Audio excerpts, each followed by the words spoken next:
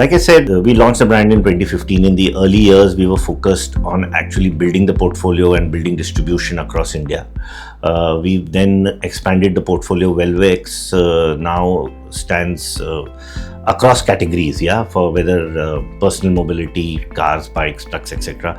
We've added AdBlue as a major category to the VELVEX brand a few years ago, and we did a refresh last year. The other thing that what the VELVEX brand stands for, it's a brand which is has an X factor, which basically, and what does the X factor mean for us is that it's a slightly different brand. It appeals to the youth.